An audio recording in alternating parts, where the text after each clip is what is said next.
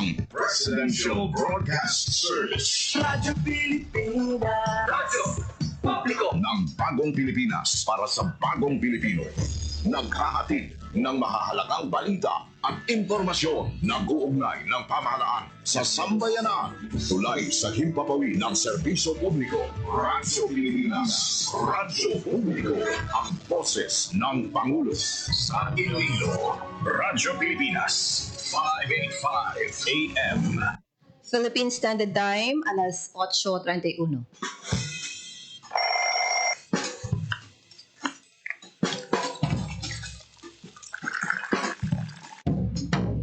Aga sa Iloilo. Masapo. Magahod. Mabagsik. Panibagong adlaw pagkatapos ng paghuway sang gabi antes. Bagong nga paglaong. Isa naman kapag lumakas sa matahong nga palaabuton. Iloilo Morning, ang programa nga kaupod ninyo sa pamahaw kunaga. Magadulong sa labing ulihing nga balita. Mga istorya halin sa Iloilo, kag iba niya bahin sang rehiyon. Mga ginahuluhang balan, kag mga trending topic sa social media. Ululupod naton at tumangon ang maayo nga aga. Magpamati na sa Iloilo Morning. Diri sa 585 kHz sa AM band sa inyong mga radyo. Radyo Pilipinas Iloilo, the only government radio station in Western Visayas.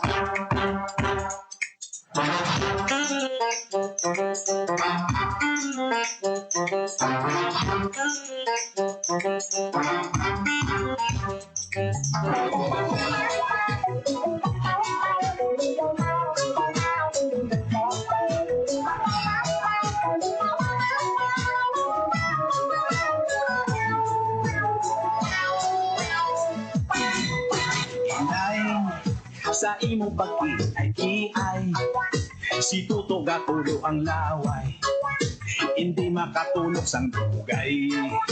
Hay, hinday, sa imo yung nga tunay.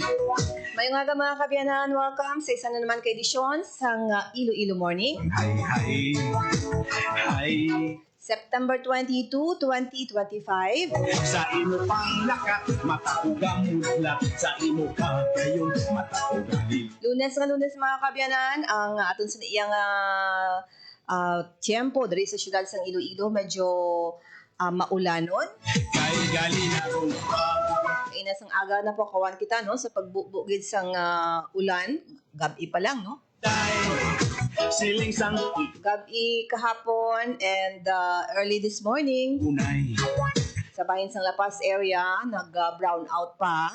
Hay, hinday, siling man. Kung yung edisyon mga kabyanan, igadulong naman sa inyo ang mga pila sa mga update, no? Mga sabat sang ahensya sang gobyerno, sa karon iyang may pag-monitor kita sa nakatsang panahon. Ay mo pang lakat, mata. Alert diri ang Office of the Civil Defense o Office of Civil Defense kag ng Department of Social Welfare and Development. Dugan ko inday. Ang Department of Education may mga announcement gilayon no tuhoy man sa epekto sining Bagyo Nando. May ara naman nga low pressure sa idalom nga bahin sang pungsod Pilipinas nga gina-monitor man nga magasulod no. And si Nando, Bagyo Nando ginabanta nga magagwa na sa area of responsibility buwas pa mga kabyanan. Kung kapanalaytay, kung mamusa. Kahapon man ang September 21 nga pag-cover sang Radyo Pilipinas tuwi man sini sa paghiwat sang rally ang rally batok sa korupsyon nga pasadiin monitored sang Philippine National Police diri sa bahin sang syudad kag iban pa nga bahin sang Western Visayas dangin malinong ang ukon matawhay no wala sang masyado na monitor ang kapulisan diriya sa Western Visayas tuhoy sa sining rally batok sa korupsyon. Okay, hindi tayo nagpapadugayan mga kabyanan. Magkuha kita sang report sa subong iyang sabat sa Department of Social Welfare and Development sa Baguio Mando, no?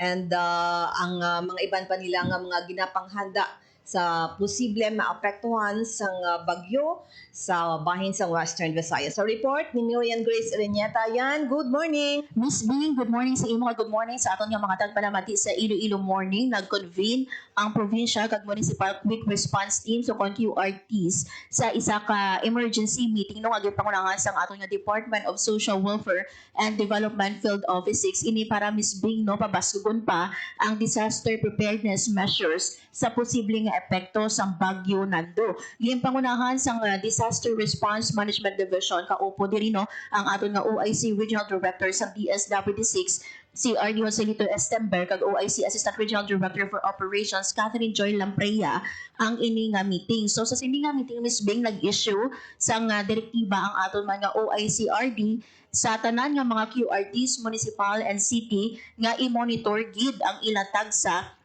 ka mga local government units agud nga mapasiguro ang madasig nga submission sang aton mga GROMIC reports and at the same time mahandaan ang posible nga augmentation sang assistance. Klaro mo naton Miss Bing no nga ang DSWD nato nagahatag lang sa augmentation sa mga LGU in case nga wala na sila sang supply or hindi na bastante ang supply nila sa mga family food packs and non-food items. Nagpanugyan man no ang aton nga mga opisyal sa mga staff sang DSWD6 nga magpabilin nga high alert o kung mabinanandayon kag i-maintain no ang constant nga coordination sa aton nga mga LGU. As of September 21 Miss Bing miara sang 117 million pesos nga bili no sang standby nga mga family food packs, ready to eat food items kag non-food items sila kit madiri ang standby funds ang DSWD6 nga handa i-augment sa mga LGU naton ara makita Miss Bing sa aton nga screen no sa Facebook Live ining pag-convene or paghihiwas sang emergency meeting sang aton mga DSWD upod ang mga quick response team sa city and municipal Miss Bing. Meaning handa gid no ang pagsabat iya sang Department of Social Welfare and Development in cases kung may mga maapektuhan Yes. gid man no diri sa rehiyon yan. Yes, correct ina Miss Bing no. Ang aton nga mga food items or family food packs Miss Bing naka-preposition ini no miara kita nga mga LGUs kung sa diin nahamtang dira no ang mga family food packs naton nga ready i-pull out para nga ihatag sa mga magakinahanglan naton nga mga LGUs. And kagina Miss Bing no gimpamangkot naton ang aton mga DSWD kamusta ang monitoring kung may mga ginpa-evacuate bala as of now Miss Bing padayon sa pagbaton sang report ang aton nga DSWD wala pa sang data no kung pilang affected sa Bagyo Nando pero ang ilang nga data Miss Bing sang naglabay man ang Bagyo Mirasol. So sang naglabay antis hindi no ang Bagyo Nando naglabay diri ang Bagyo Mirasol. So sandig diri sa datos sa DSWD may ara sang 1,054 ka mga affected families sa Tropical Cyclone Mirasol kag nakahatag ang DSWD6 mga local government units kag non-governmental organizations sang more than 137,000 nga bili no sa family food packs and non-food items naton. So ginahulat-hulat naton Miss Bing ang data halin sa regional office sa mga affected naman sa Bagyo Nando. Aside from that yan no since Yes. nga balanta naton ang DSWD dayon pero sa stocks na mention mo man no Yes. bastante. Yes, Miss Bing, may ara kita sang bastante Miss Bing more than 117 million pesos nga bili ini sang food and non-food items nga naka-standby ang DSWD6. Ini Miss Bing nahamtang no sa aton nga mga regional warehouse, sa aton man nga mga prepositioned LGUs or preposition sites sa mga local government unit. So ready ini anytime nga i-pull out in case no for example abi sa isa ka lugar may kinahanglan no or need sang ilang nga LGU ang food items. So kung may malapit dila nga preposition site dira kwaon ang i-augment sa nasambit nga LGU. This early wala pa sila na ano no may na hatag nga number kung may ara nga naapektuhan niya no. Yes, Miss Bing, correct. Ginahulat-hulat naton Miss Bing no ang pahayag diri sang DSWD ang ginhatag lang pag ulang gid nga data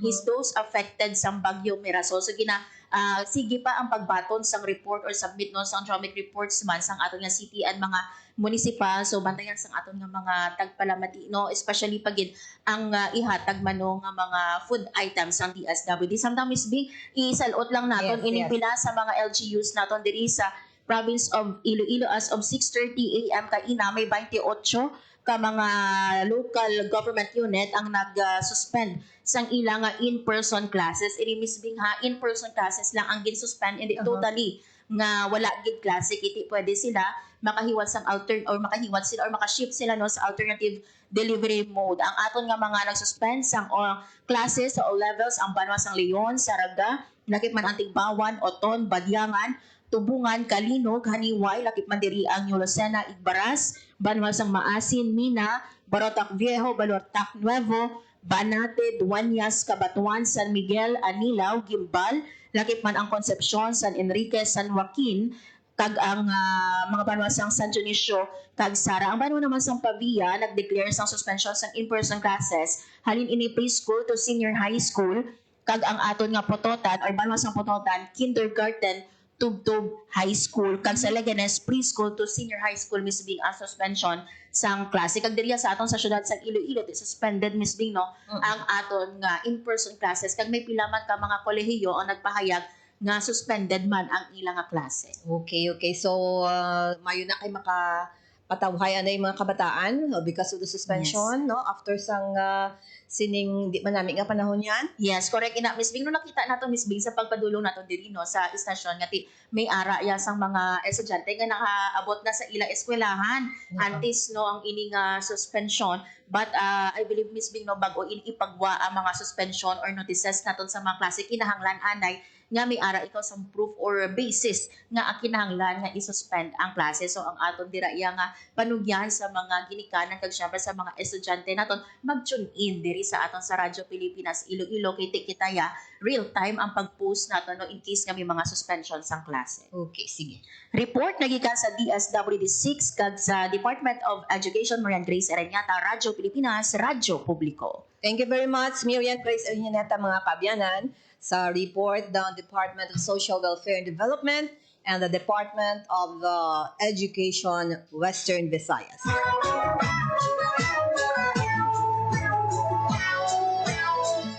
Damo kita mga kabyanan i-monitor for today bangod ban sa sining bagyo no sa bahin sang Northern Luzon sa Batanes particular no kag sa Agoo no may mga monitoring kita from our sister station all over the country nga kung sa diinti ang ilasin iyang sitwasyon man sa bahin sang ilasin nga area of responsibility ang Radyo Pilipinas may masobra 20 no ka mga estasyon all over the country kag ini ang amon man sini nga gina-monitor sa ila sini nga mga area. Imo nga supat. So okay lang kita diri pero ang iban dito iya sa mga sa Northern Luzon particular Batanes ginawaswasan mga kabyanan sang sining bagyo Nando. Yeah.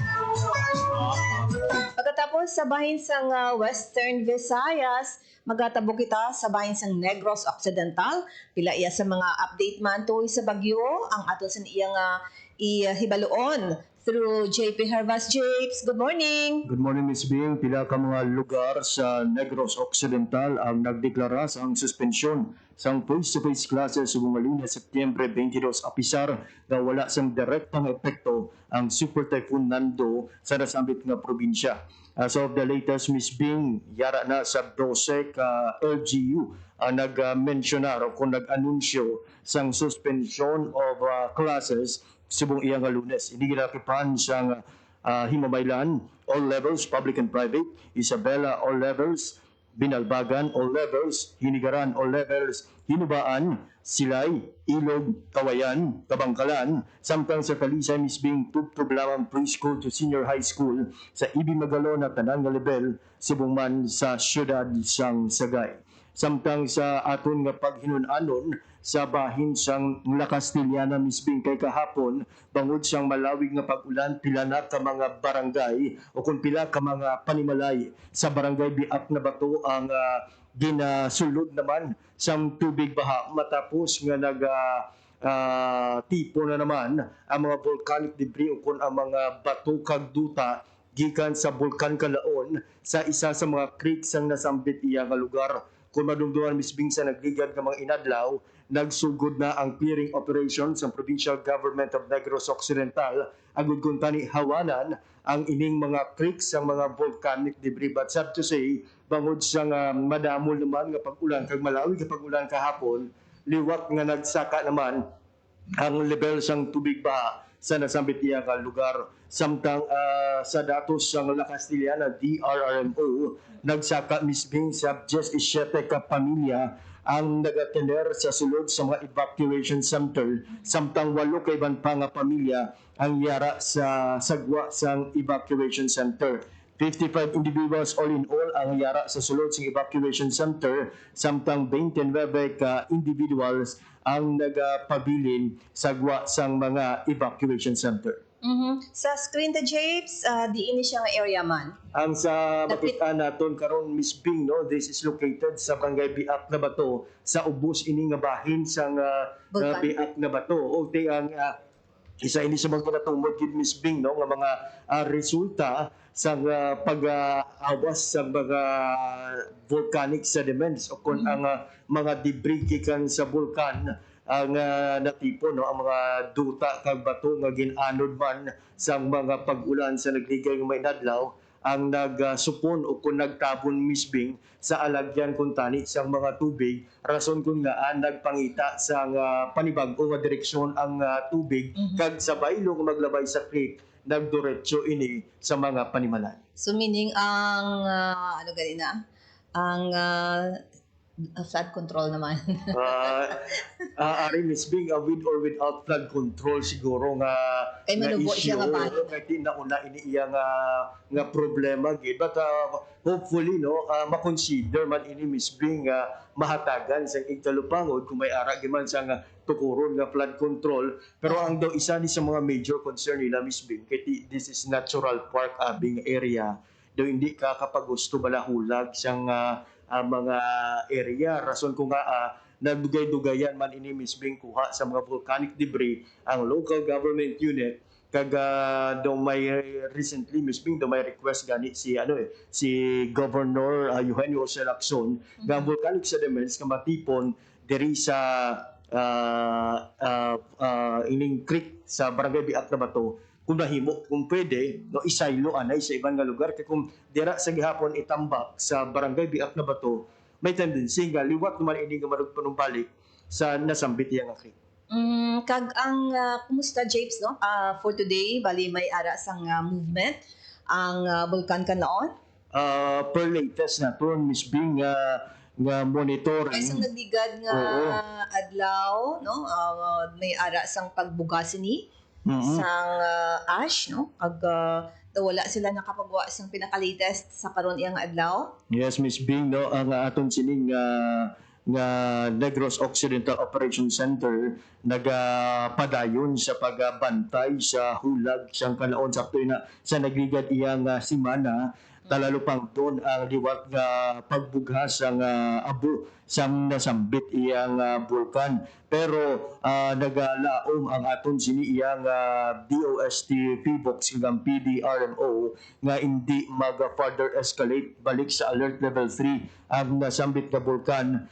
Regardless of that, Miss Bing, ang aton sini nga Negros Occidental Provincial Disaster Risk Reduction and Management Office nagapabutyag sa ila sining kahanda, naka-ready na ang ila sini iyang mga assets, resources kag subong man personnel para nga masigurado nga mahatagan sa gihapon sa kaigo nga aksyon ang aton sini iyang mga kauturan kung maglala giban ang sitwasyon sang Bulkan Kalaon.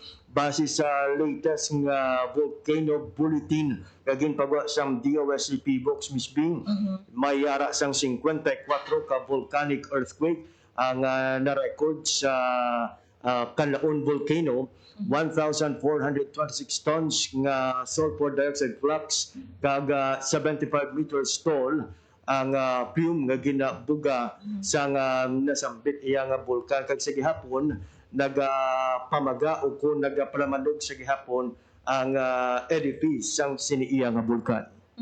So aside from mga kaina Japes nga napakita natin sa screen nga medyo may pagbaha, may mga reported mga baha sa karon from Negros through PDRM.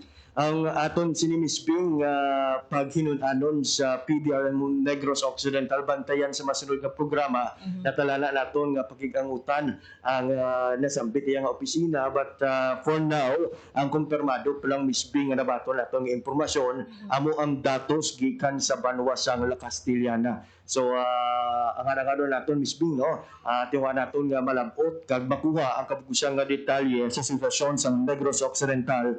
Bantayan dugay-dugay misbing sa aton sini nga pagpangalagad sa programa Balita Issue kagiban pa. Yes, thank you very much, Japes. Para sa Bagong Pilipinas, JP Hervas, Radyo Pilipinas, Radyo Publiko.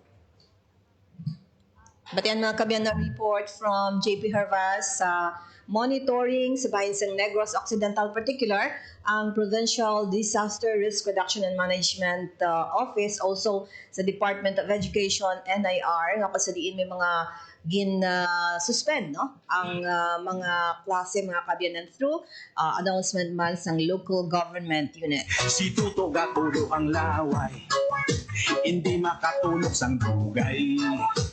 Hay, inday, sa imo yung nga tunay, dughan ko sa imo nalipay. Thank you very much mga kabyanan sa mga nakatutok karon diri sa Radyo Pilipinas. Paagi sa amon siniyang programa Iloilo Morning. Panglakat, matakugamudlat sa imo kagayon, matakugahin. Ginatamihan naton ang nakatutok diri sa aton siniya programa Iloilo Morning sa mga taga Kulasi Antique. Si Brother Ervin, good morning, good morning. Pag si Toto Nisto dira no, mga ayong agagid sa inyo. Kamusta dira ang panahon diri sa syudad sang Iloilo? Maulanon ang aga sang syudad. Hay, inday, siling man sang imo nanay. Si Sir Sherwin Marco Reyes, sir, salamat gid sa inyo pagtutok.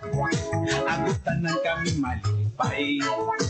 Hay, Si Johnny Hiroche, thank you ma'am. imo panglakat, matakugamudlat. Si Shin Egay, thank you.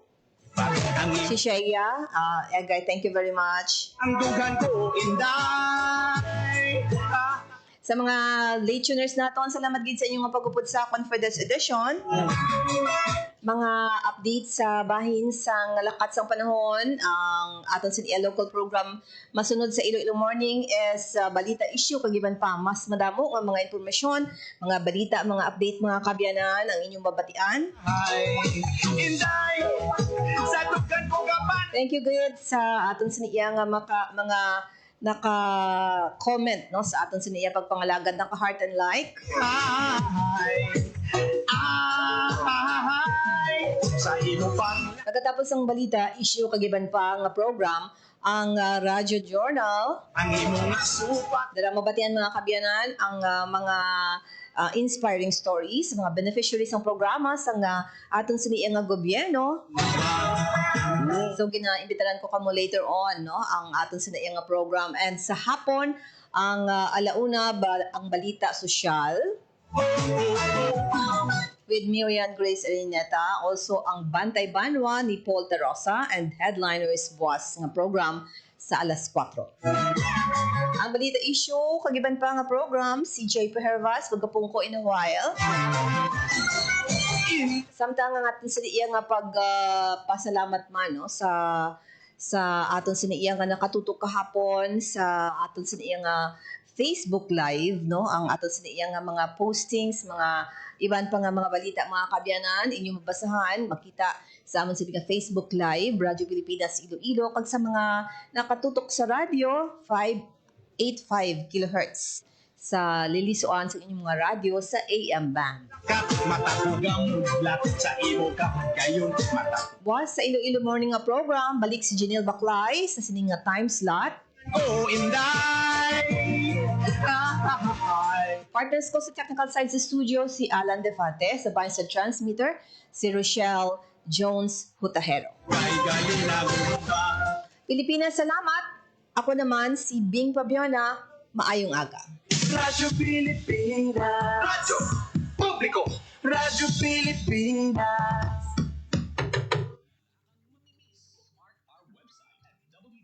Ang inyong tulay sa himpapawid ng serbisyo publiko, ang Presidential Broadcast Service, Radyo Pilipinas, Radyo Publiko. Radyo Pilipinas.